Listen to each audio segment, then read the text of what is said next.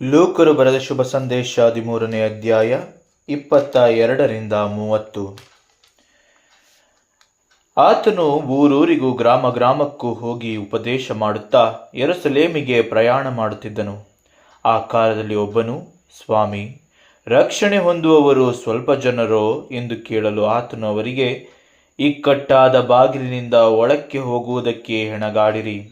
ಬಹು ಜನ ಒಳಕ್ಕೆ ಹೋಗುವುದಕ್ಕೆ ನೋಡುವರು, ಆದರೆ ಅವರಿಂದ ಆಗುವುದಿಲ್ಲ ಎಂದು ನಿಮಗೆ ಹೇಳುತ್ತೇನೆ. ಮನೆ ಯಜಮಾನನು ಎದ್ದು ಕದ ಹಾಕಿಕೊಂಡ ಮೇಲೆ ನೀವು ಹೊರಗೆ ನಿಂತುಕೊಂಡು ಕದ ತಟ್ಟಿ, ಸ್ವಾಮಿ, ನಮಗೆ ತೆರೆಯಿರಿ ಎಂದು ಹೇಳುವುದಕ್ಕೆ ತೊಡಗುವಾಗ ಅವನು, ನೀವು ಎಲ್ಲಿಯವರೋ, ನಿಮ್ಮ ಗುರುತು ನನಗಿಲ್ಲ ಅಂದನು. ಅದಕ್ಕೆ ನೀವು, ನಿನ್ನ ಸನ್ನಿಧಿಯಲ್ಲಿ ನಾವು ಊಟ ಮಾಡಿದೆವು, ಕುಡಿದೆವು, ನಮ್ಮ ಬೀದಿಗಳಲ್ಲಿ ನೀನು ಉಪದೇಶ ಮಾಡಿದಿ ಎಂದು ಹೇಳುವುದಕ್ಕೆ ತೊಡಗಿರಿ. ಆದರೆ ಅವನು, ನೀವು ಎಲ್ಲಿಯವರೋ, ನಿಮ್ಮ ಗುರುತು ನನಗಿಲ್ಲ, ಅಧರ್ಮ ಮಾಡುವ ನೀವೆಲ್ಲರೂ ನನ್ನ ಕಡೆಯಿಂದ ಹೊರಟು ಹೋಗಿರಿ ಎಂದು ನಿಮಗೆ ಹೇಳುತ್ತೇನೆ ಅನ್ನುವನು. ಅಬ್ರಹಾಮ, ಇಸಾಕ, ಯಾಕೋಬ ಇವರು ಮತ್ತು ಎಲ್ಲ ಪ್ರವಾದಿಗಳು ದೇವರ ರಾಜ್ಯದಲ್ಲಿರುವುದನ್ನು, ನಿಮ್ಮನ್ನು ಮಾತ್ರ ಹೊರಗೆ ಹಾಕಿರುವುದನ್ನು ನೀವು ನೋಡುವಾಗ ನಿಮಗೆ ಗೋಳಾಟವು, ಕಟಕಟನೆ, ಹಲ್ಲು ಕಡಿಯೋಣವೂ ಇರುವವು. ಇದಲ್ಲದೆ ಪೂರ್ವ, ಪಶ್ಚಿಮ, ಉತ್ತರ, ದಕ್ಷಿಣ ದಿಕ್ಕುಗಳಿಂದಲೂ ಜನರು ಬಂದು ದೇವರ ರಾಜ್ಯದಲ್ಲಿ ಊಟಕ್ಕೆ ಕೂಟುವರು. ಇಗೋ, ಕಡೆಯವರಾಗಿರುವ ಕೆಲವರು ಮೊದಲಿನವರಾಗುವರು, ಮೊದಲಿನವರಾಗಿರುವ ಕೆಲವರು ಕಡೆಯವರಾಗುವರು ಅಂದನು. ಇಂದಿನ ವಾಕ್ಯ ನಮಗೆ ಎಷ್ಟು ಚೆನ್ನಾಗಿ ಹೇಳ್ಕೊಡ್ತಾ ಇದೆ ಅಂದರೆ, ಈ ಜೀವಿತ ಇಕ್ಕಟ್ಟಾದಂತಹ ಬದುಕು. ಈ ಬದುಕನ್ನು ಯಾರು ಒಪ್ಪಿಕೊಳ್ತಾರೋ ಅವರು ಮಾತ್ರ ನಿತ್ಯ ಜೀವನ ಹೊಂದಿಕೊಳ್ಳೋದಕ್ಕೆ ಸಾಧ್ಯ ಆಗ್ತದೆ. ಅವರು ಇಸ್ರಾಯೇಲರಾಗಲಿ, ಕ್ರೈಸ್ತರಾಗಲಿ, ಮುಸಲ್ಮಾನರಾಗಲಿ, ಹಿಂದೂಗಳಾಗಲಿ, ಯಾರಾಗಲಿ, ಅದು ಯಾವುದೇ ಧರ್ಮವೂ ಲೆಕ್ಕಕ್ಕಿಲ್ಲ. ಯಾಕಂದರೆ ದೇವರು ಸೃಷ್ಟಿಸಿದಾಗ ಯಾವುದೇ ಧರ್ಮವನ್ನು ಸೃಷ್ಟಿಸಿಲ್ಲ, ದೇವರು ಮನುಷ್ಯರನ್ನು ಸೃಷ್ಟಿಸಿದರು ಅಲ್ವಾ. ಅಂದರೆ ಇಲ್ಲಿ ಎಲ್ಲ ದಿಕ್ಕುಗಳಿಂದಲೂ ಜನರು ಬಂದು ದೇವರ ಸಾಮ್ರಾಜ್ಯದಲ್ಲಿ ಊಟಕ್ಕೆ ಕೂರ್ತಾರೆ. ಯಾರು ಆ ಒಂದು ಭಾಗ್ಯವನ್ನು ಹೊಂದಿಕೊಳ್ತಾರೆ ಎನ್ನುವುದನ್ನು ಇಂದಿನ ವಾಕ್ಯ ನಮಗೆ ಹೇಳಿಕೊಡ್ತದೆ. ಹಾಗಾಗಿ ಈ ಒಂದು ಜೀವಿತದಲ್ಲಿನ ಆ ಇಕ್ಕಟ್ಟಾದ ಜೀವಿತವನ್ನು ಯಾರು ಒಪ್ಪಿಕೊಳ್ತಾರೋ, ಯಾರು ಸ್ವೀಕರಿಸಿಕೊಳ್ತಾರೋ, ಯಾರು ನೆರವೇರಿಸ್ತಾರೋ ಅವರು ಆ ಸಹಭೋಜನದಲ್ಲಿ ಭಾಗ್ಯ ಆಗ್ತಾರೆ. ಅದನ್ನು ಇಂದಿನ ವಾಕ್ಯ ನಮಗೆ ಸ್ಪಷ್ಟವಾಗಿ ತಿಳಿಯಪಡಿಸ್ತದೆ. ವಾಕ್ಯ ಏನು ಹೇಳ್ತದೆ? ಆತನು ಊರೂರಿಗೂ ಗ್ರಾಮ ಗ್ರಾಮಕ್ಕೂ ಹೋಗಿ ಉಪದೇಶ ಮಾಡುತ್ತಾ ಯೆರೂಸಲೇಮಿಗೆ ಪ್ರಯಾಣ ಮಾಡುತ್ತಿದ್ದನು. ಆ ಕಾಲದಲ್ಲಿ ಒಬ್ಬನು, ಸ್ವಾಮಿ, ರಕ್ಷಣೆ ಹೊಂದುವವರು ಸ್ವಲ್ಪ ಜನರೋ ಎಂದು ಕೇಳಲು ಆತನು ಅವರಿಗೆ, ಇಕ್ಕಟ್ಟಾದ ಬಾಗಿಲಿನಿಂದ ಒಳಕ್ಕೆ ಹೋಗುವುದಕ್ಕೆ ಹೆಣಗಾಡಿರಿ. ಬಹು ಜನ ಒಳಕ್ಕೆ ಹೋಗುವುದಕ್ಕೆ ನೋಡುವರು, ಆದರೆ ಅವರಿಂದ ಆಗುವುದಿಲ್ಲ ಎಂದು ನಿಮಗೆ ಹೇಳುತ್ತೇನೆ. ಮನೆ ಯಜಮಾನನು ಎದ್ದು ಕದ ಹಾಕಿಕೊಂಡ ಮೇಲೆ ನೀವು ಹೊರಗೆ ನಿಂತುಕೊಂಡು ಕದ ತಟ್ಟಿ, ಸ್ವಾಮಿ, ನಮಗೆ ತೆರೆಯಿರಿ ಎಂದು ಹೇಳುವುದಕ್ಕೆ ತೊಡಗುವಾಗ ಅವನು, ನೀವು ಎಲ್ಲಿಯವರೋ, ನಿಮ್ಮ ಗುರುತು ನನಗಿಲ್ಲ ಅಂದಾನು. ಏನು ಹೇಳ್ತಾರೆ ನೋಡ್ರಿ. ಒಬ್ಬ ವ್ಯಕ್ತಿ ಬರ್ತಾನೆ. ಪ್ರಭು ಯೇಸು ಏನು ಕೆಲಸ ಮಾಡ್ತಿದ್ರಂತೆ? ಗ್ರಾಮ ಗ್ರಾಮಕ್ಕೆ ಹೋಗ್ತಾರೆ, ಹಳ್ಳಿ ಹಳ್ಳಿಗೆ ಹೋಗ್ತಾರೆ, ಯೆರೂಸಲೇಮಿನ ದಿಕ್ಕಿನ ಕಡೆಗೆ ಹೋಗ್ತಾ ಎಲ್ಲರಿಗೂ ಉಪದೇಶವನ್ನು ಸಾರುತ್ತಾ ಹೋಗುವಾಗ, ಅಂದರೆ ಅವರ ಕರ್ತವ್ಯನ ಯಾವ ರೀತಿಯಲ್ಲಿ ಮಾಡ್ತಾ ಇದ್ರು ಅಂತ ಇವಾಗ ನಮಗೆ ಸ್ಪಷ್ಟವಾಗಿ ಗೊತ್ತಾಗಿರ್ಬೋದು. ಅವರೆಲ್ಲೋ ಒಂದು ಕಡೆ ಕೂತ್ಕೊಳ್ತಿದ್ರು, ಜನರೆಲ್ಲರೂ ಅವರನ್ನು ಹುಡುಕೊಂಡು ಬಂದು ಅವ್ರ ಸುತ್ತ ಕೂತ್ಕೊಳ್ತಿದ್ರು ಅಂತ ಅನ್ಕೊಬಿಟ್ಟಿದ್ರೆ ಅದು ಸುಳ್ಳು.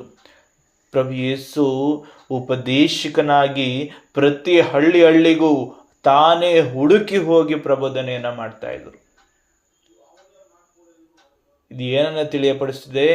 ದೇವರು ಎಷ್ಟು ಅಭಿಲಾಷವುಳ್ಳವರಾಗಿದ್ದಾರೆ ಪ್ರತಿಯೊಬ್ಬರು ರಕ್ಷಣೆ ಹೊಂದಬೇಕೆಂಬುದಾಗಿ ಎನ್ನುವುದನ್ನು ತಿಳಿಯಪಡಿಸ್ತದೆ. ತಂದೆಯಾದ ದೇವರ ನಿಯೋಜಿತ ಕಾರ್ಯ ರಕ್ಷಣೆಯೇ.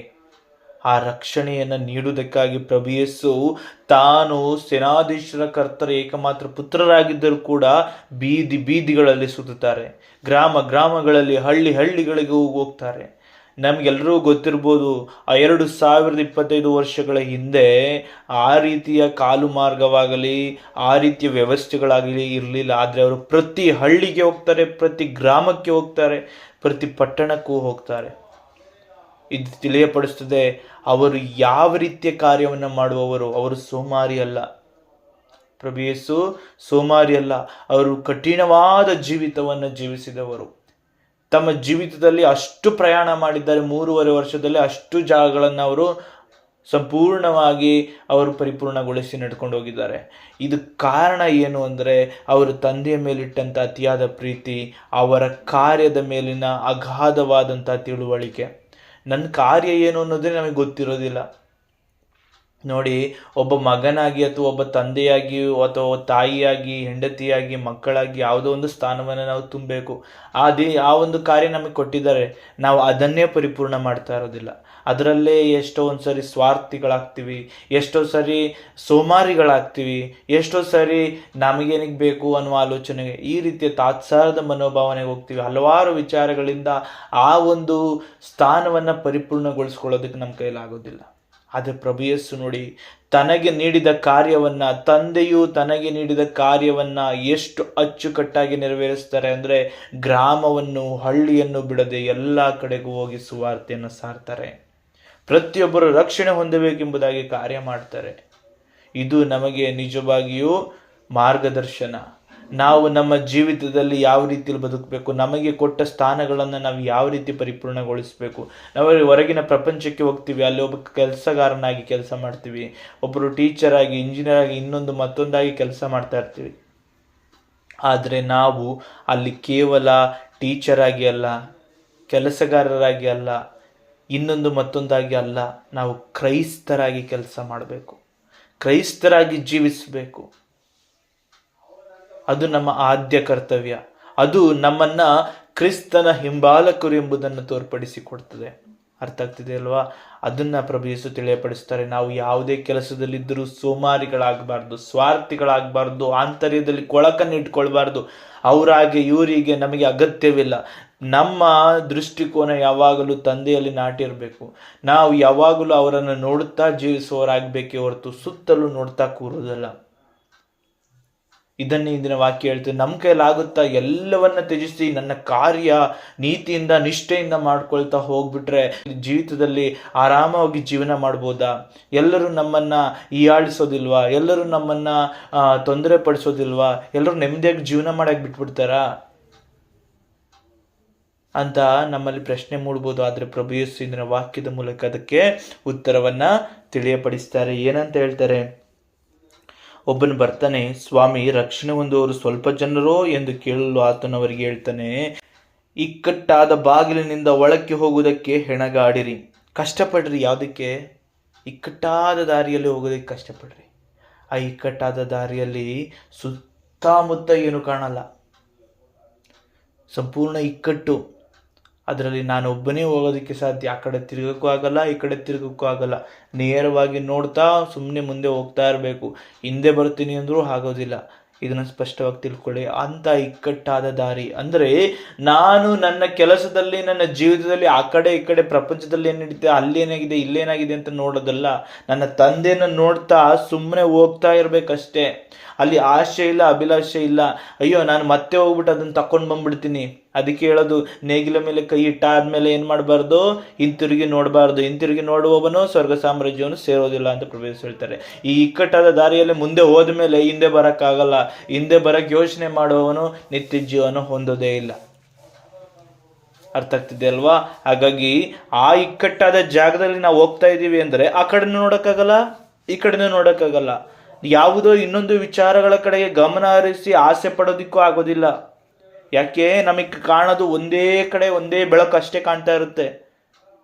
ಆ ಬೆಳಕನ್ನು ನೋಡಿಕೊಂಡು ಕಾಲಿಡ್ತಾ ಹೋಗ್ತಾ ಇರಬೇಕು. ಆ ಕಾಲಿಡುವ ಜಾಗದಲ್ಲಿ ಏನಿದೆ ಗೊತ್ತಿಲ್ಲ. ಅಂದರೆ ಅಲ್ಲಿ ನಂಬಿಕೆ ಇರಬೇಕು. ನಂಬಿಕೆಯಿಂದ ನಾನು ಹೆಜ್ಜೆ ಇಡ್ತಾ ಹೋಗಬೇಕು. ಆ ಇಕ್ಕಟ್ಟಾದ ದಾರಿಯಲ್ಲಿಯೇ ನಾನು ಆ ಬೆಳಕೆ ನನಗೆ ನಿಜವಾದಂಥ ಸ್ಥಾನವಾಗಿದೆ ಅಂತ ತಿಳ್ಕೊಂಡು ಹೋಗ್ತಾ ಇರಬೇಕು. ಆ ಬೆಳಕನ್ನು ನೋಡಿಕೊಂಡು ಅಷ್ಟೇ. ಆ ಒಂದು ಜೀವಿತವನ್ನು ನಾನು ಜೀವಿಸೋದಕ್ಕೆ ಸಿದ್ಧನಿದ್ರೆ ಮಾತ್ರ ಪರಲೋಕ ಸಾಮ್ರಾಜ್ಯವನ್ನು ಸೇರೋದಕ್ಕೆ ಸಾಧ್ಯ. ಅಂದರೆ ಅವ್ರು ಹೀಯಾಳಿಸ್ತಾ ಇದ್ದಾರೆ, ಅವ್ರು ಇದನ್ನು ಹೇಳ್ತಾ ಇದ್ದಾರೆ, ಆಗ ಮಾಡ್ತಾ ಇದ್ದಾರೆ, ಈಗ ಮಾಡ್ತಾ ಇದ್ದಾರೆ. ನೀನು ನೋಡುವಂತಿಲ್ಲ, ಅವುಗಳನ್ನು ಕೇಳಿಸಿಕೊಳ್ಳುವಂತಿಲ್ಲ. ನಿನ್ನ ದೃಷ್ಟಿ ಕೇವಲ ನಿನ್ನ ಮುಂದಿರುವ ಪ್ರಭು ಯೇಸು ಎಂಬ ಬೆಳಕಿನ ಕಡೆಗೆ ನಾಟಿರಬೇಕು. ಆ ಬೆಳಕು ಈಗಾಗಲೇ ಗುರಿಮುಟ್ಟಿ ಕಾಯ್ತಾ ಇದೆ ನನಗೋಸ್ಕರ. ಆ ಇಕ್ಕಟ್ಟಾದ ದಾರಿಯಿಂದ ಹೋಗುವಾಗ ನನಗೆ ಕಾಣುವ ಒಂದೇ ಬೆಳಕು ಆ ಪ್ರಭು ಯೇಸು ಎನ್ನುವ ಬೆಳಕಷ್ಟೇ. ಅದನ್ನು ನೋಡುತ್ತಾ ಸುಮ್ಮನೆ ಸಾಕ್ತಾ ಹೋಗಬೇಕು. ಅವರ ಮೇಲೆ ಸಂಪೂರ್ಣವಾಗಿ ನಂಬಿಕೆ ಇಟ್ಟು ನಾವು ಹೆಜ್ಜೆಯನ್ನು ಇಡ್ತಾ ಹೋಗಬೇಕು. ಆ ಹೆಜ್ಜೆಯು ನಮ್ಮನ್ನು ದಿನನಿತ್ಯವೂ ಕ್ರಿಸ್ತನ ಹತ್ತಿರಕ್ಕೆ ಕರೆದುಕೊಂಡು ಹೋಗುವಂಥದ್ದಾಗಿರ್ತದೆ. ಇದು ಇಕ್ಕಟ್ಟಾದ ಜೀವಿತ, ಇದು ಕ್ರೈಸ್ತಿಯ ಜೀವಿತ. ನಾವು ಯಾವತ್ತಿಗೂ ಕೂಡ ಆ ಕಡೆ ಈ ಕಡೆ ನೋಡಿ ಆಶಾ ಭೋಗಕ್ಕೆ ಒಳಪಡುವವರಲ್ಲ. ಅವರಿವರ ಮಾತುಗಳಿಗೆ ತಲೆ ಕೆಡಿಸಿಕೊಳ್ಳುವವರಲ್ಲ. ಅವರ ಕಾರ್ಯಗಳಿಗೆ ವೈಖರಿಗಳಿಗೆ ನಾವು ನೊಂದು ಬಿದ್ದು ಹೋಗುವವರಲ್ಲ. ಯಾವುದೋ ನನ್ನ ಯಜಮಾನನ ಪ್ರೆಷರ್ ಅವನು ಆಗ್ತಾ ಇದ್ದಾನೆ, ಯಜಮಾನನು ನನ್ನ ಮೇಲೆ ಹೆಚ್ಚಿನ ಒತ್ತಡವನ್ನು ಆಗ್ತಾ ಇದ್ದಾನೆ, ಆ ಒತ್ತಡಕ್ಕೆ ನಾನು ಮಣಿಯುವವನಲ್ಲ. ಕೇವಲ ನಾನು ಮಣಿಯುವುದು ಸರ್ವೇಶ್ವರ ಸ್ವಾಮಿಗೆ. ಇವರೆಲ್ಲರಿಗೂ ನಾನು ಏನು ಮಾಡ್ತಾ ಇದ್ದೀನಿ, ಮರೆಯಾಗಿರ್ತೀನಿ. ಅಂದರೆ ಇವು ಏನೇನು ಇದಾವೋ ವಿಚಾರಗಳು, ಅವೆಲ್ಲವುಗಳನ್ನು ನಾನು ಕೇರ್ ಮಾಡೋದಿಲ್ಲ. ನಾನು ನಿಜವಾಗ್ಲೂ ಯೋಚನೆ ಮಾಡೋದು ಯಾವುದ್ರ ಬಗ್ಗೆ? ಪ್ರಭು ಯೇಸುವಿನ ಬಳಿಗೆ ಹೋಗುವುದಕ್ಕಾಗಿ ಯೋಚನೆ ಮಾಡ್ತೀನಿ. ತಂದೆಯಾದ ದೇವರನ್ನು ಮುಟ್ಟುವುದಕ್ಕಾಗಿ ಯೋಚನೆ ಮಾಡ್ತೀನಿ. ಅದನ್ನು ಬಿಟ್ಟು ಇಲ್ಲಿನ ಯಾವುದೇ ವಿಚಾರ, ತೊಂದರೆ ಅಥವಾ ಕಷ್ಟ, ನೋವು ಇವುಗಳ ಬಗ್ಗೆ ಯೋಚನೆ ಮಾಡೋದೇ ಇಲ್ಲ. ಇವು ಯಾವ ಕಷ್ಟವೇ ಅಲ್ಲ. ಸತ್ಯವಾಗ್ಲಿ ಹೇಳ್ಬೇಕಂದ್ರೆ ಇದು ಯಾವುದು ಕೂಡ ಕಷ್ಟ ಅಲ್ಲ, ಇದು ಯಾವುದು ಕೂಡ ನೋವು, ವೇದನೆ ಅಲ್ಲ. ನಿಜವಾದ ವೇದನೆ ನಾನು ಯಾವಾಗ ಇಷ್ಟು ವರ್ಷಗಳ ಜೀವಿತದಿಂದ ನರಕವನ್ನು ಪ್ರಾಪ್ತಿಪಡಿಸ್ಕೊತೀನೋ ಅದು ನಿಜವಾದ ದುಃಖ, ವೇದನೆ, ನರಳಾಟ. ಈ ಲೋಕದಲ್ಲಿರುವಂಥದ್ದು ಯಾವುದೂ ಅಲ್ಲ. ಇಲ್ಲಿ ನೋಡಿ, ಶಿಷ್ಯರು ತನ್ನ ರಕ್ತವನ್ನು ಸುರಿಸುವುದಕ್ಕೆ ಸಿದ್ಧರಾಗ್ತಾರೆ. ತಮ್ಮ ಚರ್ಮವನ್ನು ಸುಲಿತಾ ಇದ್ದಾರ, ಸುಲಿಲಿ ಅಂತ ಬಿಟ್ಕೊಳ್ತಾರೆ. ಎಣ್ಣೆಯಲ್ಲಿ ಕರೀಲಿ ಅಂತ ಬಿಟ್ಕೊಡ್ತಾರೆ. ಯಾಕಿರ್ಬೋದು? ಈ ನರಳಾಟವೇ ನಿಜವಾದ ಘೋರವಾದ ನರಳಾಟ ಅಂತ ಅನ್ಕೋಬಿಟ್ಟಿದ್ದಿದ್ರೆ ಅದನ್ನ ಯಾಕೆ ಒಪ್ಕೋತಾ ಇದ್ರು? ಆ ಘೋರತೆಗೆ ಯಾಕೆ ಒಪ್ಕೋತಾ ಇದ್ರು? ಇಲ್ಲ, ಅದಕ್ಕಿಂತ ಘೋರವಾದ ಇನ್ನೊಂದಿದೆ. ಆದರೆ ನಾನು ಅದಕ್ಕಿಂತ ಶ್ರೇಷ್ಠವಾದ ಒಂದು ಸ್ಥಾನಕ್ಕೆ ಹೋಗ್ಬೇಕು, ಅದಕ್ಕೋಸ್ಕರ ಇಲ್ಲಿ ಒಪ್ಪಿಸ್ಕೊಂಡ್ರು. ನಿತ್ಯ ಜೀವದಲ್ಲಿ ಕ್ರಿಸ್ತನ ಬಳಿಯಲ್ಲಿ ಕೂರುವಂತಹ ಒಂದು ಅವಕಾಶನ ಹೊಂದುವುದಕ್ಕೋಸ್ಕರ ತಮ್ಮನ್ನು ಅರ್ಪಿಸಿಕೊಂಡ್ರು. ಇಲ್ಲಿ ಅವರು ರಕ್ತ ಸುರಿಸಿದ್ರು, ಚರ್ಮ ಸುಲಿಯಲ್ಪಟ್ಟು, ಎಣ್ಣೆಯಲ್ಲಿ ಹಾಕಲ್ಪಟ್ರು, ನರಳಾಡಿದ್ರು, ಜೀವಂತವಾಗಿ ಸುಟ್ಟು ಹಾಕಿದ್ರು, ಕಲ್ಲಿನಿಂದ ಹೊಡೆದು ಸಾಯಿಸಿದ್ರು. ಮತ್ತೊಂದು ಕೇಳ್ತೀವಲ್ಲ, ಅವೆಲ್ಲವೂ ಕೂಡ ಒಂದು ಕ್ಷಣದ ನೋವು, ವೇದನೆ, ನರಳಾಟ. ಅದು ಭಯಾನಕ, ಹೌದು. ಈ ಜೀವಕ್ಕೆ ಆಗುವಂಥ ನೋವುಗಳು ನಮ್ಗೆ ಗೊತ್ತಿದೆ. ಆದರೆ ಅದಕ್ಕಿಂತ ಕಡು ಕಷ್ಟವಾದಂಥದ್ದು ನಾಶನ ಜೀವಿತ ಇದೆ, ನರಕದ ಜೀವಿತ ಇದೆ. ಹಾಗಾಗಿ ಹೇಳ್ತಾ ಇರುವಂಥದ್ದು, ಇಕ್ಕಟ್ಟಾದ ದಾರಿ. ಇವತ್ತು ಈ ಲೋಕದ ಒಂದು ಹೆಜ್ಜೆ ಜಾಡಿ ಏನಿದೆ, ನಮಗೆ ಒಂದು ಸಮಯ ಇದೆ ಅಷ್ಟೇ, ಅದು ಇಷ್ಟು ವರ್ಷ ಅಂತ ಇದೆ ಅಷ್ಟೇ. ಅದಾದ್ಮೇಲೆ ನಮಗಿರೋದಿಲ್ಲ. ಆದರೆ ನರಕ ಅಂತಕ್ಕಂಥದ್ದಕ್ಕೆ ಯಾವುದೇ ಬಾರ್ಡರ್ ಇರೋದಿಲ್ಲ. ಅರ್ಥ ಆಗ್ತಿದೆ ಅಲ್ವಾ? ಹಾಗಾಗಿ ಈ ಇಕ್ಕಟ್ಟಾದ ದಾರಿ ಒಂದಷ್ಟು ದೂರದವರೆಗಿದೆ ಅಷ್ಟೇ. ಪ್ರತಿದಿನ ಕ್ರಿಸ್ತನನ್ನು ದೃಷ್ಟಿಸುತ್ತಾ, ಎಲ್ಲರನ್ನ ಕ್ಷಮಿಸುತ್ತಾ, ಪ್ರೀತಿಸುತ್ತಾ, ಕರ್ತನ ಮೇಲೆ ನಂಬಿಕೆ ಇಟ್ಟು ಹೆಜ್ಜೆ ಇಡುತ್ತಾ ಸಾಗರಿ. ನೀವು ಶಿಷ್ಯರಿಗಿಂತ ಹೆಚ್ಚಿನ ಘೋರ ನೋವನ್ನು ಹೊಂದಿದವರಲ್ಲ. ನೀವು ಯೇಸು ಕ್ರಿಸ್ತರಿಗಿಂತ ಘೋರ ನೋವನ್ನು ಹೊಂದಿದವರಲ್ಲ. ಯಾರು ಕೂಡ ಅಂಥ ನೋವು, ವೇದನೆಗಳಿಗೆ ತಮ್ಮನ್ನು ಅರ್ಪಿಸಿಕೊಂಡವರಿಲ್ಲ. ಅದಕ್ಕಿಂತ ನರಳಾಟದ ಜೀವನ ಏನು ನಿಮ್ದಲ್ಲ. ಪ್ರಭು ಯೇಸುಗೆ ಬೈತಾ ಇದ್ರು, ಉಗುಳ್ತಾ ಇದ್ರು. ಅವರು ಹೋಗುವ ಜಾಗದಲ್ಲೆಲ್ಲ ಅವರ ವಿರುದ್ಧವಾಗಿ ಕುತಂತ್ರತನಗಳು ನಡೀತಾನೆ ಇತ್ತು.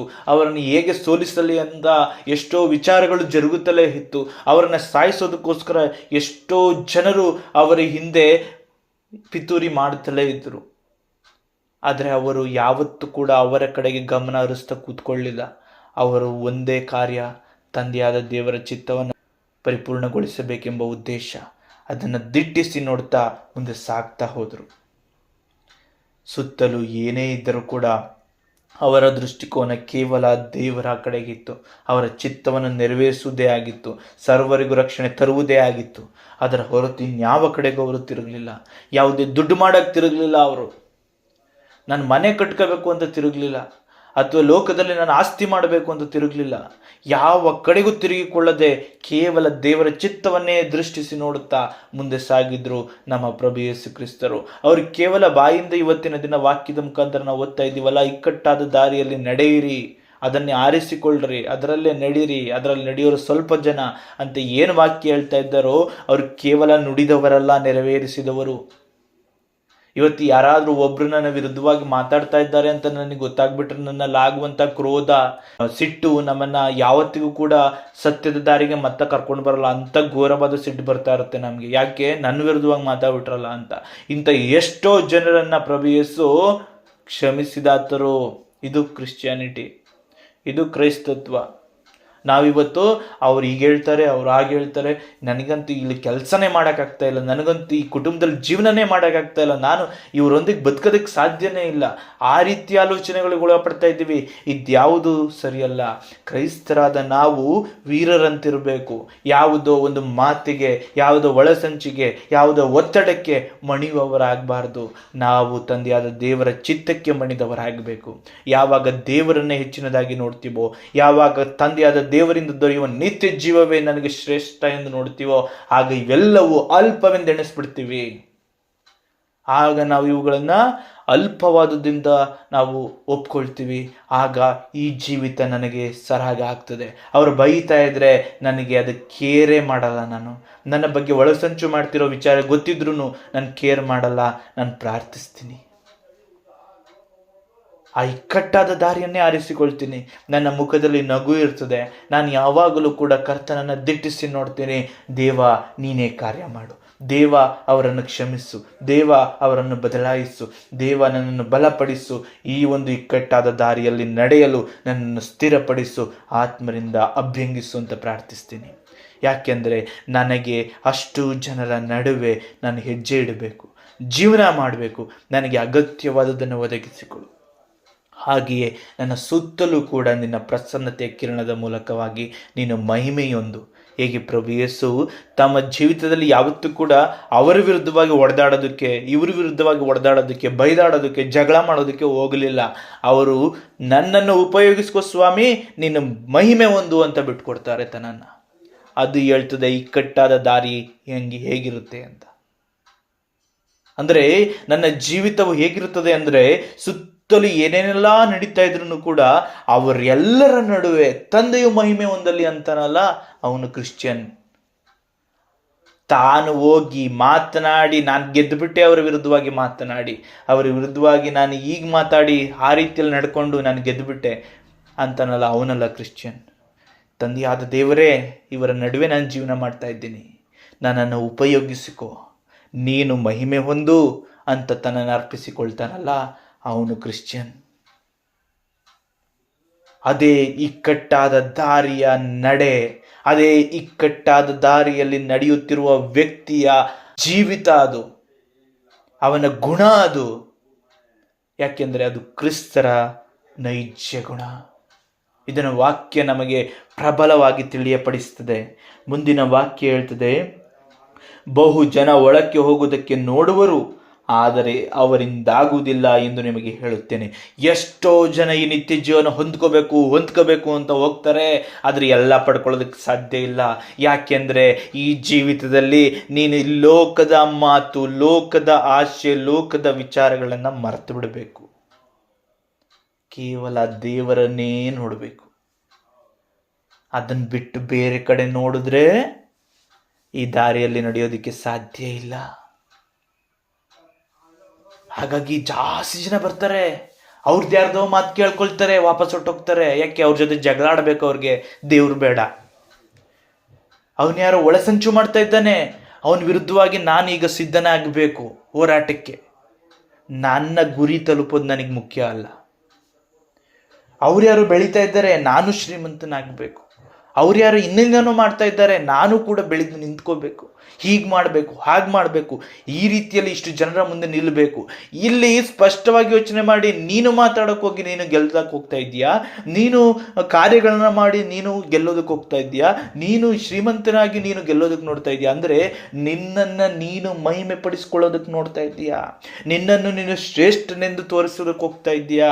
ಸತ್ಯತೆ ಏನು ಅಂದರೆ, ನಿನ್ನನ್ನು ನೀನು ಶ್ರೇಷ್ಠನಾಗಿಸಿಕೊಳ್ಳುವುದರ ಬದಲು ನಿನ್ನನ್ನು ಸೃಷ್ಟಿಸಿದಾತನನ್ನು ಶ್ರೇಷ್ಠನಾಗಿಸಿದರೆ ಆ ಸೃಷ್ಟಿಕರ್ತನೇ ನಿನ್ನನ್ನು ಶ್ರೇಷ್ಠನಾಗಿಸ್ತಾನೆ.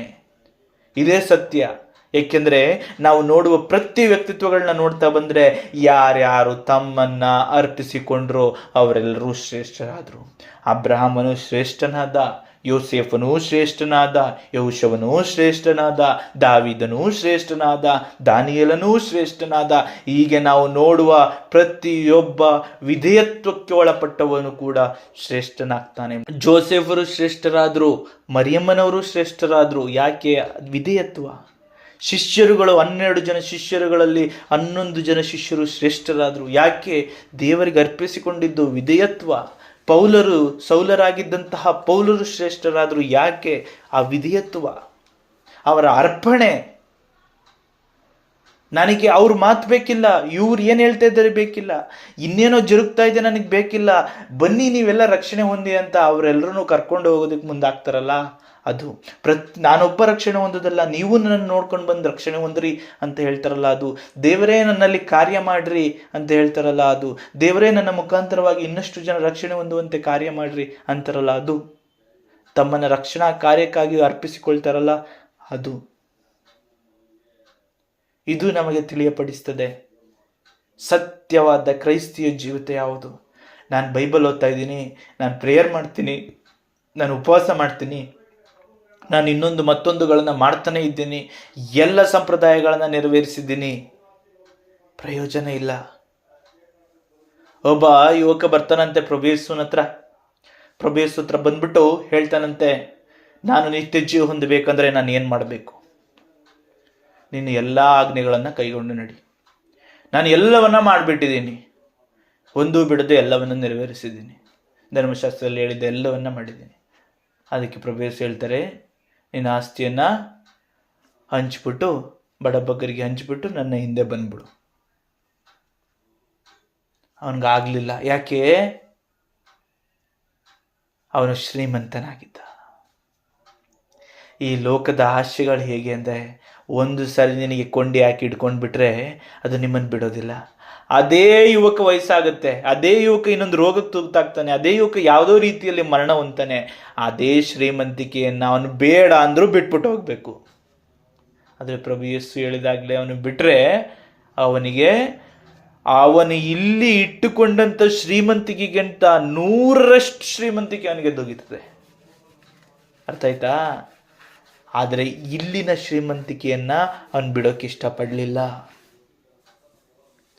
ಅವನು ಬೇಕು ಅಂದ್ರೂ ಬೇಡ ಅಂದ್ರೂ ಮರಣ ಅಂತಕ್ಕಂಥದ್ದು ಅವನ ಈ ಲೋಕದ ಸಂಪೂರ್ಣ ಕೊಂಡಿಯನ್ನು ಕಟ್ ಮಾಡಾಕ್ಬಿಡುತ್ತೆ. ಅದನ್ನೇ ಪ್ರಭು ಯೇಸು ಹೇಳೋದು. ಪೌಲರು ಹೇಳಿದ ಮಾತನ್ನು ಸರಿಯಾಗಿ ಇನ್ನೊಂದ್ಸರಿ ಜ್ಞಾಪಿಸ್ಕೊಳ್ಳಿ, ಗೊತ್ತಾಗ್ಬಿಡುತ್ತೆ ನಿಮಗೆ. ಶಿಲುಬೆಯಲ್ಲಿ ಯಾವಾಗ ಪ್ರಭು ಯೇಸು ಸತ್ತರೋ ಆಗಲೇ ನಾನು ಸತ್ತೋದೆ. ಇನ್ನು ನಾನೆಲ್ಲ ಜೀವಿಸೋದು, ಇಲ್ಲಿ ಕ್ರಿಸ್ತರು ನನ್ನಲ್ಲಿ ಜೀವಿಸ್ತಾರೆ. ಇಲ್ಲಿ ಸ್ಪಷ್ಟವಾಗಿ ಹೇಳ್ತಾರೆ, ಇಲ್ಲಿ ನಾವುಗಳು ಸತ್ತೋಗ್ಬಿಡ್ಬೇಕು, ಫಸ್ಟು ಸತ್ತೋಗ್ಬಿಡ್ಬೇಕು, ಲೋಕದ ಪಾಲಿಗೆ ಸತ್ತೋಗ್ಬೇಕು. ಆಗಲೇ ನಾವು ನಿತ್ಯ ಜೀವದಲ್ಲಿ ಬದುಕೋದಕ್ಕೆ ಸಾಧ್ಯ. ಕ್ರಿಸ್ತರು ಅದನ್ನೇ ಹೇಳ್ತಾರೆ, ಅದು ಇಕ್ಕಟ್ಟಾದ ದಾರಿಯಲ್ಲಿ ನಡೀರಿ. ನೀವು ಆ ಕಡೆ ತಿರ್ಗೋದಲ್ಲ, ಈ ಕಡೆ ತಿರ್ಗೋದಲ್ಲ, ಆಶೆಗಳ ಪಡೋದಲ್ಲ, ಈ ಆಶೆಗಳ ಪಡೋದಲ್ಲ, ಆ ಚಟಕ್ಕೆ ಬೀಳೋದಲ್ಲ, ಈ ಚಟಕ್ಕೆ ಬೀಳೋದಲ್ಲ. ನಿಮ್ಮ ದೃಷ್ಟಿ ಕರ್ತನಲ್ಲಿ ನಾಟಿಕೊಂಡಿರಲಿ. ನಿಮ್ಮ ಹೆಜ್ಜೆಗಳು ನಿತ್ಯ ಜೀವದ ಕಡೆಗೆ ನಡೀತಾ ಇರಲಿ. ಇದನ್ನು ಪ್ರಭು ಯೇಸು ನಮಗೆ ಸ್ಪಷ್ಟವಾಗಿ ಹೇಳೋದು. ಎಲ್ಲರೂ ಬರ್ತಾರೆ, ನನಗೆ ನಿತ್ಯ ಜೀವ ಬೇಕು. ಎಲ್ಲರೂ ಪಡ್ಕೊಳ್ಳೋದಕ್ಕೆ ಸಾಧ್ಯ ಇಲ್ಲ. ಕೆಲವರಿಗೆ ದುಡ್ಡಿನ ಮೇಲೆ ದುಡ್ಡು ಮುಖ್ಯ ಆಗಿಬಿಡುತ್ತೆ, ನಿತ್ಯ ಜೀವ ಬಿಟ್ಬಿಡ್ತಾರೆ. ಕೆಲವರಿಗೆ ಈ ಲೋಕದ ಆಸ್ತಿ ಹೆಚ್ಚಾಗ್ಬಿಡುತ್ತೆ, ಬಿಟ್ಬಿಡ್ತಾರೆ. ಕೆಲವರಿಗೆ ಚಟಗಳೇ ಹೆಚ್ಚಾಗ್ಬಿಡುತ್ತೆ, ನಿತ್ಯ ಜೀವ ಬಿಟ್ಬಿಡ್ತಾರೆ. ಕೆಲವರಿಗೆ ಈ ಲೋಕದಲ್ಲಿ ಯಾವುದೇ ವ್ಯಕ್ತಿ ಮುಂದೆ ತಾನೇ ಹೆಚ್ಚಿನವನು ಅಂತ ತೋರಿಸ್ಕೊಳ್ಬೇಕು, ನಿತ್ಯ ಜೀವ ಬಿಟ್ಬಿಡ್ತಾರೆ. ಹೀಗೆ ಹಲವಾರು ಉದ್ದೇಶಗಳಿಂದ ನಿತ್ಯ ಜೀವನ ಬಿಟ್ಬಿಡ್ತಾ ಇದ್ದಾರೆ. ಅರ್ಥ ಆಗ್ತಿದೆಯಲ್ವಾ? ಸುಮಾರು ಜನ ಬರ್ತಾರೆ, ಆದರೆ ಬಿಟ್ಬಿಟ್ಟು ಹೋಗ್ತಾರೆ. ಯಾಕೆ? ಅಲ್ಪವಾದುದರ ಕಡೆಗೇ ಅವರ ಆಸೆ, ಅವರ ದೃಷ್ಟಿ. ಅದಕ್ಕೆ ನೀವು ನಿಮ್ಮ ಜೀವಿತದಲ್ಲಿ ಕುದುರೆಗೆ ಆ ಕಡೆ ಈ ಕಡೆ ಕಟ್ಟಿರ್ತಾರೆ ಗೊತ್ತಾ, ಕಣ್ಣಿನ ಹತ್ರ, ಆ ರೀತಿಲಿ ಕಟ್ಕೊಂಡು ಜೀವನ ಮಾಡಬೇಕು. ಆ ಕಡೆ ಈ ಕಡೆ ತಿರುಗದೆ ತಂದೆಯನ್ನೇ ದೃಷ್ಟಿಸುತ್ತಾ ಕ್ರಿಸ್ತನ ಶಿಕ್ಷಣದ ಹೆದ್ದಾರಿಯಲ್ಲಿ, ಆ ಇಕ್ಕಟ್ಟಾದ ದಾರಿಯಲ್ಲಿ ನಡೆಯೋದಕ್ಕೆ ಮುಂದಾಗಬೇಕು. ಅದನ್ನು ನಡೆಯೋರು ಮಾತ್ರ ಸ್ವಲ್ಪ ಜನ. ಅದಕ್ಕೆ ಮುಂದಿನ ವಾಕ್ಯ ಹೇಳ್ತದೆ, ಆದರೆ ಅವರಿಂದ ಆಗುವುದಿಲ್ಲ ಎಂದು ನಿಮಗೆ ಹೇಳುತ್ತೇನೆ. ಮನೆ ಯಜಮಾನನು ಎದ್ದು ಕದ ಹಾಕಿಕೊಂಡ ಮೇಲೆ ನೀವು ಹೊರಗೆ ನಿಂತುಕೊಂಡು ಕದ ತಟ್ಟಿ, ಸ್ವಾಮಿ ನಮಗೆ ತೆರೆಯಿರಿ ಎಂದು ಹೇಳುವುದಕ್ಕೆ ತೊಡಗುವಾಗ ಅವನು, ನೀವು ಎಲ್ಲಿಯವರೋ? ನಿಮ್ಮ ಗುರುತು ನನಗಿಲ್ಲ ಅಂದಾನು. ಏನು ಹೇಳ್ತಾರಂತೆ, ನಿತ್ಯ ಜೀವಕ್ಕೋಸ್ಕರ ತುಂಬ ಹಂಬಲಿಸಿದ್ದಾರೆ, ತುಂಬ ಮಾಡಿದ್ದಾರೆ, ಆದರೆ ಇಕ್ಕಟ್ಟಾದ ದಾರಿಯಿಂದ ಹೋಗೋಕ್ಕಾಗಿಲ್ಲ, ಹೋಗೋಕ್ಕೆ ಅವ್ರಿಗೆ ಆಗಲಿಲ್ಲ. ಆಗ ಯಜಮಾನ ಏನು ಮಾಡಿರ್ತಾನೆ, ಬಾಗ್ಲಾಕಿರ್ತಾನೆ. ಆ ಇಕ್ಕಟ್ಟಾದ ದಾರಿ ಅಂದರೆ ಲೋಕ ಮುಗ್ದೋಯ್ತು, ಲೋಕದ ಜೀವನ ಮುಗ್ದೋಯ್ತು, ಇವ್ರು ಹೋಗ್ಬಿಟ್ಟು ಬಾಗಿಲು ತಟ್ತಾರೆ. ಆ ಇಕ್ಕಟ್ಟಾದ ದಾರಿಯಲ್ಲಿ ಹೋದವರೆಲ್ಲರೂ ಬಾಗಿಲಿಂದ ಒಳಗಡೆ ಹೋಗಾಯ್ತು. ಯಜಮಾನ ಲಾಕ್ ಹಾಕಾಗಿದೆ. ಈಗ ಲೋಕ ಎಲ್ಲ ಮುಗ್ದೋಯ್ತು. ಆ ಇಕ್ಕಟ್ಟಾದ ದಾರಿನೂ ಇಲ್ಲ, ಇನ್ನೊಂದು ದಾರಿನೂ ಇಲ್ಲ, ಮತ್ತೊಂದು ದಾರಿನೂ ಇಲ್ಲ. ಇನ್ನಿರೋದೊಂದೇ ಒಂದು ನರಕ, ಒಂದು ಸ್ವರ್ಗ. ಆ ಸ್ವರ್ಗದ ಬಾಗಿಲನ್ನು ಹಾಕ್ಕೊಂಡಿದ್ದಾರೆ. ಇವ್ರು ಏನು ಮಾಡ್ತಾರೆ, ತಟ್ತಾರೆ. ಹೋಗಿ ತಟ್ಟಿದ್ರೆ ದೇವರು ಓಪನ್ ಮಾಡ್ತಾರಾ? ಯಜಮಾನರು ಓಪನ್ ಮಾಡ್ತಾರಾ? ಅವ್ರು ಹೇಳ್ತಾರಂತೆ, ನೀವು ಎಲ್ಲಿಯವರೋ ನಿಮ್ಮ ಗುರುತು ನನಗಿಲ್ಲ ಅಂತಾನು. ಅದಕ್ಕೆ ನೀವು, ನಿನ್ನ ಸನ್ನಿಧಿಯಲ್ಲಿ ನಾವು ಊಟ ಮಾಡಿದೆವು, ಕುಡಿದೆವು, ನಮ್ಮ ಬೀದಿಗಳಲ್ಲಿ ನೀನು ಉಪದೇಶ ಮಾಡಿದಿ ಎಂದು ಹೇಳುವುದಕ್ಕೆ ತೊಡಗಿರಿ. ಆದರೆ ಅವನು, ನೀವು ಎಲ್ಲಿಯವರೋ ನಿಮ್ಮ ಗುರುತು ನನಗಿಲ್ಲ, ಅಧರ್ಮ ಮಾಡುವ ನೀವೆಲ್ಲರೂ ನನ್ನ ಕಡೆಯಿಂದ ಹೊರಟು ಹೋಗಿರಿ ಎಂದು ನಿಮಗೆ ಹೇಳುತ್ತೇನೆ ಅನ್ನುವನು. ಏನು ಹೇಳಿದ್ರಂತೆ? ಆ ಜನರು ಹೇಳ್ತಾರಂತೆ, ನಾವು ನಿಮ್ಮ ಜೊತೆ ಊಟ ಮಾಡಿದ್ದೀವಿ, ಕುಡಿದಿದ್ದೀವಿ, ನಿಮ್ಮ ಸಾನ್ನಿಧ್ಯದಲ್ಲಿದ್ವಿ ಸ್ವಾಮಿ, ನಿನ್ನಲ್ಲಿಯೇ ಪೂಜೆ ಮಾಡ್ತಾ ಇದ್ವಿ, ನಿನ್ನಲ್ಲಿಯೇ ಎಲ್ಲವನ್ನ ಉಪವಾಸ ಮಾಡಿದ್ದೀವಿ, ಅದನ್ನು ಮಾಡಿದ್ದೀವಿ, ಇದನ್ನು ಮಾಡಿದ್ದೀವಿ, ನಿನ್ನ ಉಪದೇಶ ಕೇಳಿಸ್ಕೊಂಡಿದ್ದೀವಿ ನಾವು ಅಂತೆಲ್ಲ ಹೇಳಿದ್ರೆ ಆ ಯಜಮಾನ ಹೇಳ್ತಾರಂತೆ, ಅಧರ್ಮಿಗಳೇ. ಯಾಕೆ ಹೇಳಿದ್ರು?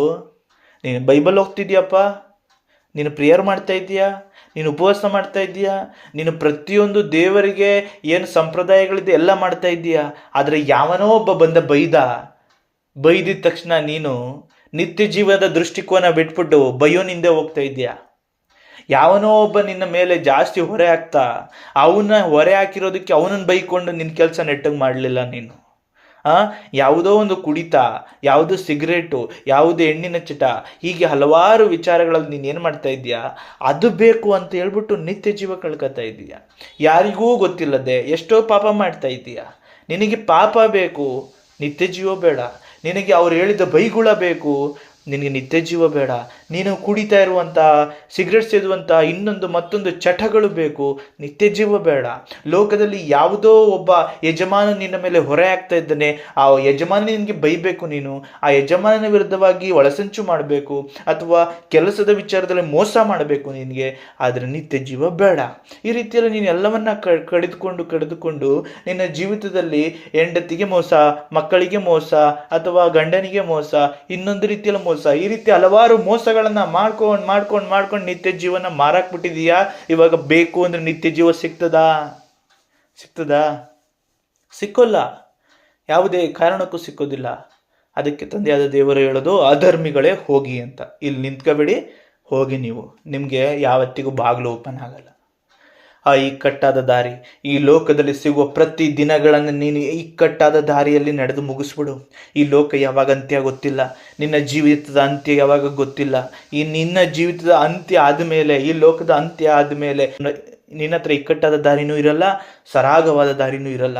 ಇನ್ನು ಒಂದೇ ಅವರ ಒಂದು ನ್ಯಾಯ ತೀರ್ಪಿರ್ತದೆ ಅಷ್ಟೇ. ಹಾಗಾಗಿ ಇಕ್ಕಟ್ಟಾದ ದಾರಿಯಿಂದ ಬಂದವರಿಗೆ ಏನು ಸಿಗ್ತದೆ? ನಿತ್ಯ ಜೀವ ಸಿಗ್ತದೆ. ಆ ಯಜಮಾನನ ಮನೆಯೊಳಗೆ ಹೋಗಿ ಸೇರ್ಕೋತಾನೆ, ಇಲ್ಲದಿದ್ರೆ ಬಾಗಿಲೆ ತಟ್ಟುವನಾಗ್ತಾನೆ, ನರಕದಲ್ಲಿ ಬಿದ್ದವನಾಗ್ತಾನೆ. ಆ ಶ್ರೀಮಂತನ ಬಗ್ಗೆ ಗೊತ್ತುತ್ತಾನೆ. ಅವನು ಏನು ಮಾಡ್ತಾ ಇರ್ತಾನೆ, ಕೆಳಗಿಂದ ಅಬ್ರಹಾಮರಿಗೆ ಬೇಡ್ಕೋತಾನೆ, ಆ ಲಾಜರನ್ನಾದರೂ ಕಳಿಸ್ವಿ ಪ್ಲೀಸ್. ಅವನಿಗೆ ಕಿರು ಬೆರಳಿಂದ ನನಗೆ ನೀರನ್ನು ಟಚ್ ಮಾಡಿಬಿಟ್ಟು ಒಂದೇ ಒಂದು ಹನಿಯನ್ನು ನನಗೆ ಅನುಕಿಸ್ಬಿಡ್ಲಿ. ಅಂದರೆ ಅವನು ಏನು ಮಾಡ್ತಾ ಇದ್ದಾನೆ, ಕೇಳ್ಕೊತಾ ಇದ್ದಾನಲ್ಲ, ಅದನ್ನೇ ಬಡಿತಾ ಇರೋದು. ನರಕದಲ್ಲಿ ನರಳ್ತಾ ಇರ್ತಿರಲ್ಲ, ಅಯ್ಯೋ ನಮ್ಮನ್ನು ಕಾಪಾಡಿ ಅಂತಿರಲ್ಲ, ಏನು ಬಡ್ಕೊಂಡ್ರು ಏನು ಪ್ರಯೋಜನ ಇಲ್ಲ, ಅದೇ ಬಡಿಯೋದು.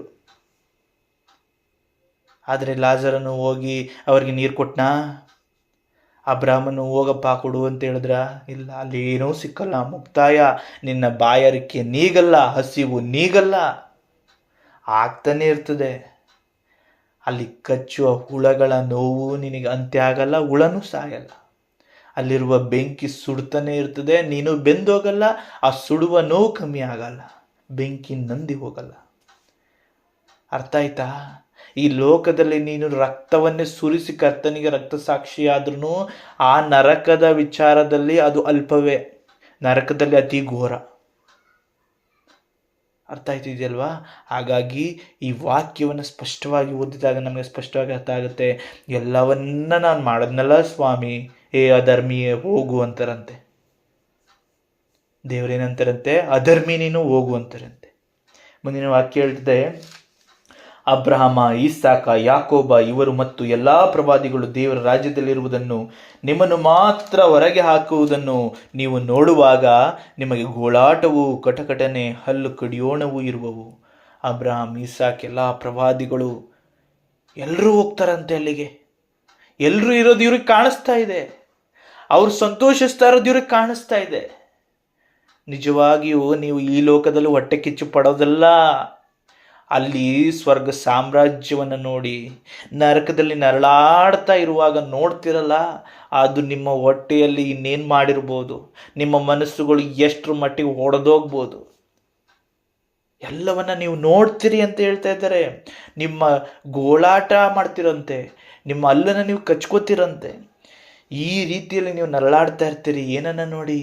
ಅಲ್ಲಿ ಸೌಭಾಗ್ಯದಲ್ಲಿ ಸೇರಿರ್ತಾರಲ್ಲ ಜನರನ್ನೆಲ್ಲ, ಎಲ್ಲ ಪ್ರವಾದಿಗಳನ್ನು, ಅಬ್ರಹಾಂ, ಇಸಾಕ್, ಯಾಕೋಬರನ್ನು ಎಲ್ಲರನ್ನು ನೋಡ್ಬಿಟ್ಟು ನಿಮ್ಗೆ ಅನಿಸುತ್ತೆ ಹಂಗೆ.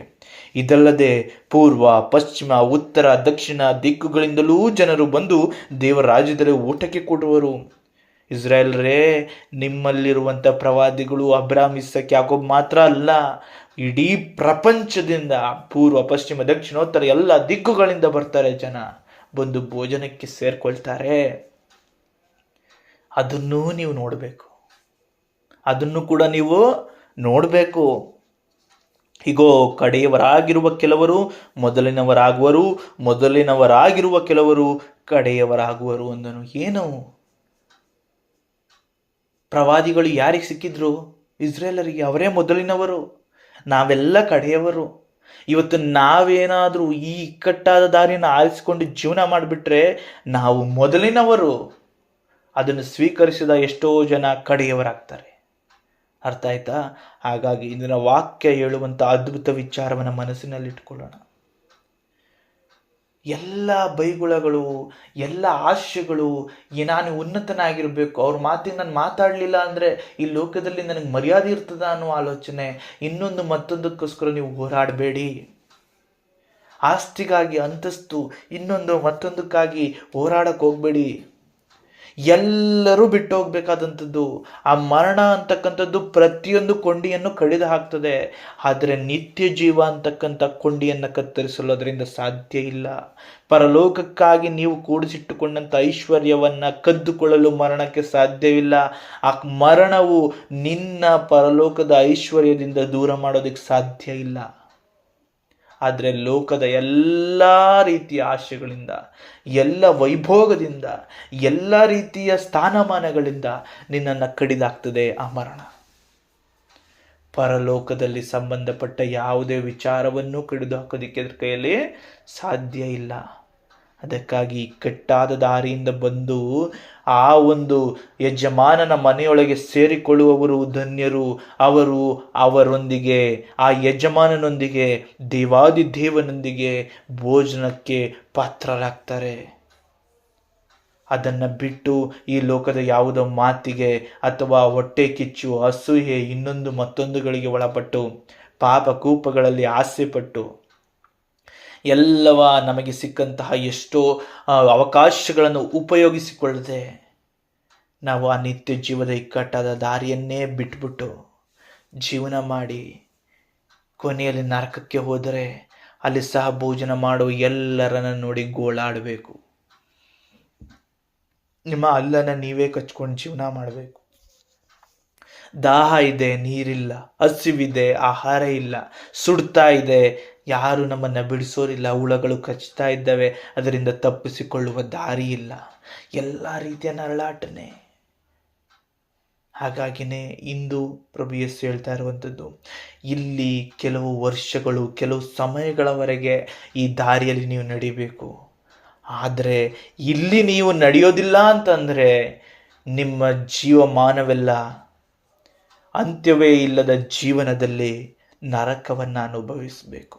ಎರಡೂ ಅವಕಾಶಗಳು ನಿಮ್ಮ ಕೈಯಲ್ಲಿವೆ. ಇಲ್ಲಿ ಇಕ್ಕಟ್ಟಾದ ದಾರಿಯಲ್ಲಿ ನಡೆದು ಯಾವುದರ ಕಡೆಗೂ ಗಮನ ಹರಿಸದೆ ತಂದೆಯಾದ ದೇವರನ್ನೇ ದೃಷ್ಟಿಸಿ ಪ್ರಭು ಯೇಸುವಿನ ವಾಕ್ಯೋಪದೇಶದಂತೆ ನಿಮ್ಮ ಹೆಜ್ಜೆಯನ್ನಿಟ್ಟು ಜೀವಿಸಿದ್ದೇ ಆದರೆ ನೀವು ನಿತ್ಯ ಜೀವನ ಹೊಂತೀರಿ. ಇಲ್ಲದಿದ್ದರೆ ನರಕವು ನಿಮ್ಮದಾಗ್ತದೆ ಎಂಬುದಾಗಿ ಹೇಳ್ತಾರೆ. ಎಚ್ಚರ ವಹಿಸೋಣ. ಸರಿಯಾದದನ್ನೇ ಆರಿಸಿಕೊಳ್ಳಲು ಬೇಕಾದ ಎಲ್ಲ ವರದಾನಗಳನ್ನು ತಂದೆಯಾದ ದೇವರಲ್ಲಿ ಬೇಡಿ ಪಡೆದುಕೊಳ್ಳೋಣ. ನಿತ್ಯ ಜೀವವೇ ಅತಿ ಅಮೂಲ್ಯ. ಇಂದಿನ ಕಷ್ಟಕ್ಕಿಂತ ಮುಂದಿನ ಸಂತೋಷ, ನೆಮ್ಮದಿ, ಸಮಾಧಾನಗಳು, ಆ ನಿತ್ಯ ಜೀವ ಬಹಳ ಮುಖ್ಯ. ಇದನ್ನು ಅರಿತು ಜೀವಿಸೋಣ. ಈ ಲೋಕದಲ್ಲಿ ನಾನು ಯಾವುದೇ ಮನುಷ್ಯನಿಗೆ ಲೆಕ್ಕ ಕೊಡಬೇಕಾದ ಅವಶ್ಯಕತೆ ಇಲ್ಲ. ಯಾವುದೇ ಮನುಷ್ಯನನ್ನು ಮೆಚ್ಚಿಸುವ ಅವಶ್ಯಕತೆ ಇಲ್ಲ. ಯಾವುದೇ ಮನುಷ್ಯನು ಇವತ್ತಲ್ಲ ನಾಳೆ ದೂರವಾಗುವಂಥವನೇ. ಯಾವುದೇ ಆಸ್ತಿಯು ಇವತ್ತಲ್ಲ ನಾಳೆ ದೂರವಾಗುವಂಥದ್ದೇ. ಯಾವುದೇ ಕುಟುಂಬವನ್ನು ನಾನು ಬಿಟ್ಟುಬಿಟ್ಟು ಹೋಗುವಂಥದ್ದೇ. ಎಲ್ಲವನ್ನ ಬಿಟ್ಟು ಹೋಗುವಂಥದ್ದೇ. ಈ ದೇಹವನ್ನು ಸಮೇತ ಬಿಟ್ಟು ಹೋಗುವಂಥದ್ದೇ. ದೇಹದ ಆಸೆಗೋಸ್ಕರ, ಕುಟುಂಬದ ಆಸೆಗೋಸ್ಕರ, ಲೋಕದಲ್ಲಿನ ಅಧಿಕಾರಕ್ಕೋಸ್ಕರ ನೀವು ನಿತ್ಯ ಜೀವನ ಕಳೆದುಕೊಳ್ಬೇಡಿ. ಯಾಕೆಂದರೆ ಇವೆಲ್ಲವೂ ಬಿಟ್ಟು ಹೋಗುವಂಥದ್ದು. ಬಿಟ್ಟು ಹೋಗುವಂಥವುಗಳಿಗಾಗಿ ನಿತ್ಯ ಜೀವನ ಕಳೆದುಕೊಳ್ಳದೆ ನಿತ್ಯ ಜೀವಕ್ಕಾಗಿ ಎಲ್ಲವನ್ನ ಕಳೆದುಕೊಳ್ಳಲು ಸಿದ್ಧರಾಗಿರಿ.